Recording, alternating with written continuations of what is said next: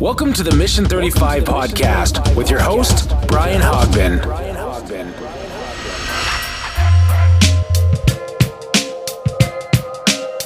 All right, I'm Brian Hogbin here, Mission35 with Dave Stala. Dave, thanks for coming out, buddy. No problem. I appreciate it, man.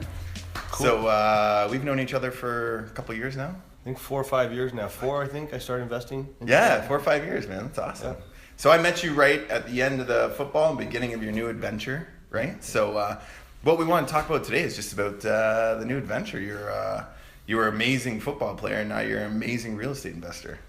Well, it started in, I think 2008. I bought my first property in Montreal when I was playing out in Montreal, and sold it after 5 years and made a good chunk of change. Nice. It was sitting in an account, and I decided, to come play football in Hamilton for the Ticats, and then I decided to start some rental properties, some investments in Hamilton, and 2013, I think that's when we met. Yeah. We bought. I think we bought 3 properties in 2013. Actually, I think you were. Yeah, you almost gave me a heart attack.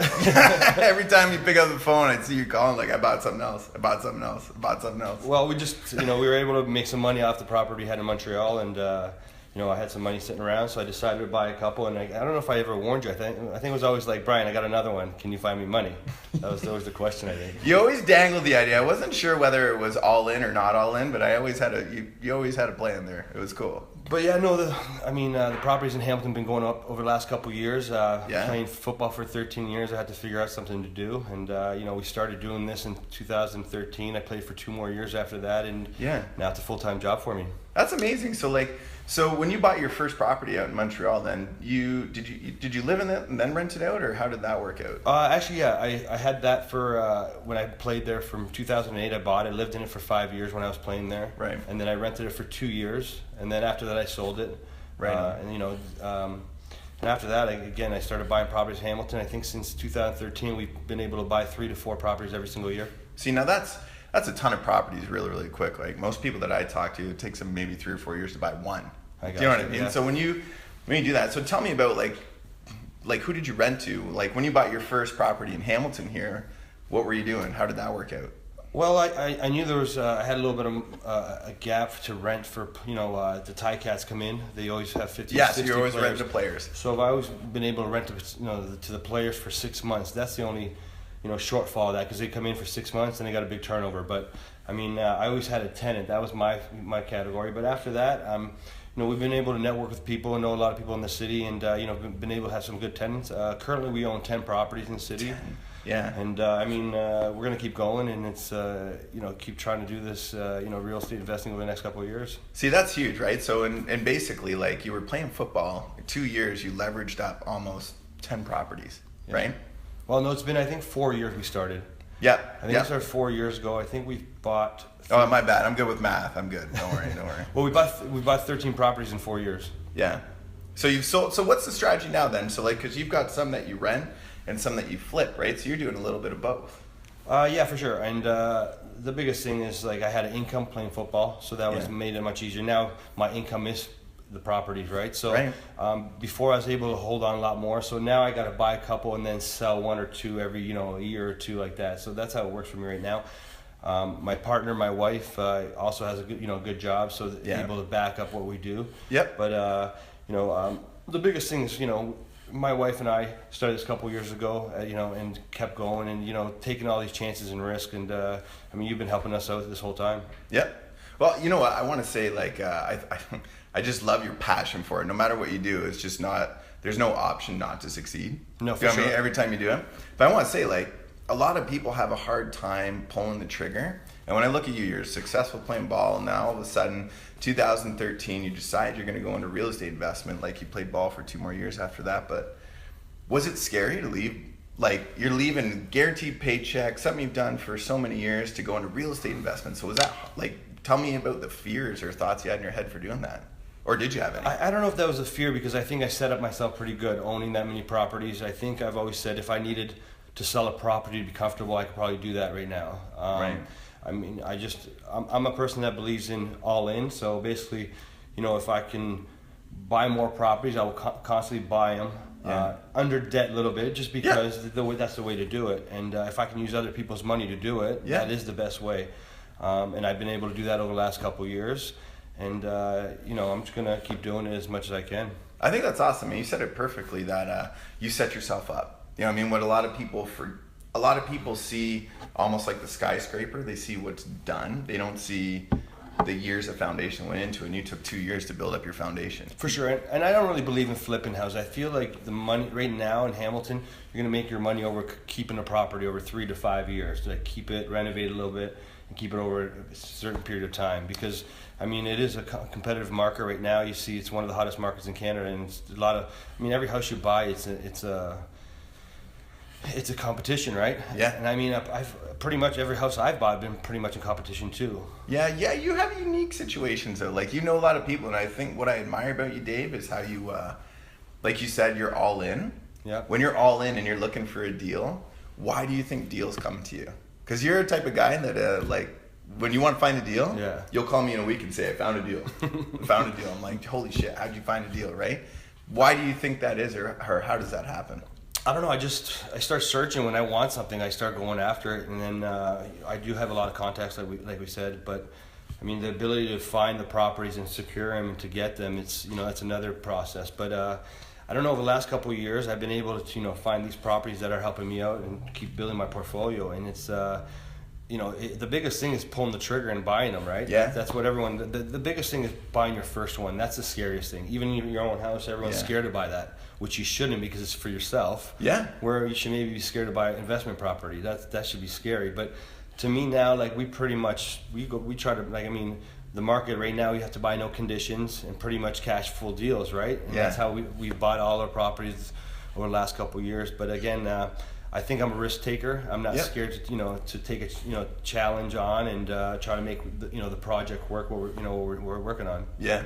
Well, where there's risk, there's reward, right? Exactly. And I know, like, you've been extremely successful in real estate now. Like, just seeing you grow over the past 4 years has been phenomenal just to watch. Like, it's kudos, man. Oh, for sure. But I mean, there's it's not just me, right? There's a whole team. My wife does a bunch of stuff. I got a couple workers with me that. Kim is a saint. A saint. She does the other. We do. I take part of the construction stuff, and she does all the financials and all the bills and all the other stuff. So we're 50-50 that way. And again, I got a couple good workers that work with me all the time, and to get these projects done. And again, we're gonna keep doing that. And I couldn't do this all by myself, so nobody really can. And I mean, you've helped me. A ton. Try to secure mortgages, get financing. Sometimes we need I guess. Back financing, to get that in order to keep projects going, and you've been able to do that for us. Yeah, well, hey, it's a pleasure. So what's the next 5 years look like? If you were to sort of take a look now, like now that you're kind of like you're settled in, you're comfy, what does the next 5 years look like? Well, 5 years. My goal is to be done by 45. Yeah, that's my goal. Is like get enough properties where I could live off the properties. And then step back and maybe have enough rentals and maybe manage the projects. I don't have to be in there all the time and stuff like that. So, I mean, hopefully that's in a few years. And I'd like to get a cottage. That's one thing. So that'd be another project. I want to share with you. Okay, we'll get that cottage. All right. That's good. But I don't know. I would like to keep going hard. I thought I was going to stop playing football and relax a little bit. But I bought 3 properties last year. We bought our dream home that we're renovating right now. A beautiful house. So, it doesn't seem like we're going to slow down anytime soon, but I'm young. I'm 37 right now, so I'm going to try to work for another 5 to 7 years if I can, and hopefully retire at 45 if that's possible. I don't think you'll ever retire, Dave. Well, I don't know about retiring, but but if you can back off and take more vacation time with your family and have maybe 3-4 day weekends and 4-day work weeks or whatever it is. That's. And hopefully my wife doesn't have to work. That'd be good too. So, retire Kim too. Everybody retire. So what advice would you give them? Because I think a lot of people would watch this and be like, oh my God, that's Dave Stala. That's easy for him to do. Do you know what I mean? Because he was a pro football player. He did this and he did that. So a guy like that, I'm not Dave. I'm sure a lot of people would say, right? Yeah. So what would you say to that guy, average Joe that says like, yeah, man, I've always wanted to buy a rental. I've always wanted to change my life. But I'm not Dave. What would you say to that guy? I mean, the first thing is, seeing what you're qualified for. If you have equity in a property, it's much easier. If you have a property, it's much easier to pull out money out of it and try to use that, right? Yep, totally. First thing's the finances. You can come see Brian for that and try to figure that out. Definitely come see Brian. The next thing is probably pulling the trigger. It's like, everyone goes sees properties like, I know my first property, I actually only seen 5 properties before I bought my first one, but usually people see about 10, 15 properties. They're scared of, what if this is going to happen or this is going to happen? They get paralyzed, right? They're just like, I can't do it. But everything's fixable, right, in a house, right? So I don't know what your theory is or what you think about is, but you got to take a risk. That's that's one thing is like, even in football, is when you don't take a challenge on it, you got to take that jump, that leap sometimes, right? And that might be your leap into, buying your first property, then you might have 10 after that. Yeah. Like I took my first. Like you did. Right? Totally. Until you take that leap, until you don't take that leap, you can't do anything, right? So, but I think that's my stuff, and we're just gonna, again, it's been going well over the last couple of years with this investing, and actually awesome. I love what I do now. That's the biggest part. Yeah. Well, I think so. You know what? It shows, and you know what, Dave? You're a humble guy. You're a really successful guy. I really admire you for all the stuff that you've done. I think it's awesome. And I think that's perfect advice. Just fucking do it, right? Yeah, just take a jump. Just do it. Just like do it. Nike has a good slogan. Just do it. Yeah, you're right. Just do it, right? Because if you don't just do it,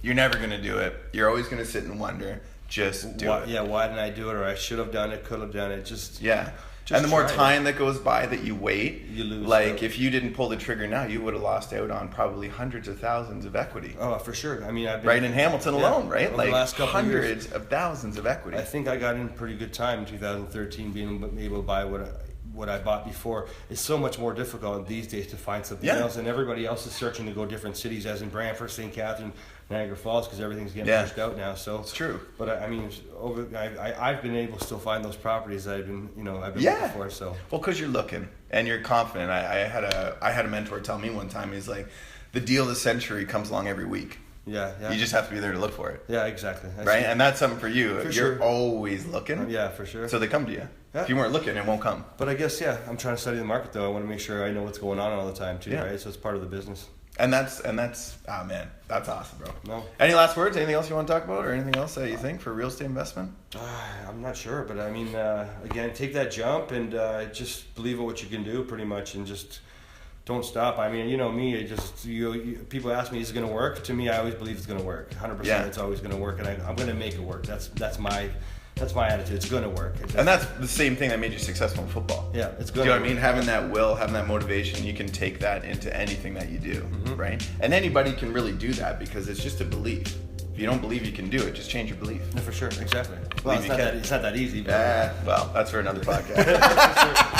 But Brian's helped me a lot over the last couple of years, and like I said, you can't do this with a good team. And Brian's been able to fund, or help us find money for all these projects over the last, 4 years and counting. Happy to do it, brother. So, that's what we do. Thanks, man. Well, dude, thanks a lot, man. Thanks for taking the time, man. And thank you guys for tuning in. We'll see you soon. Awesome.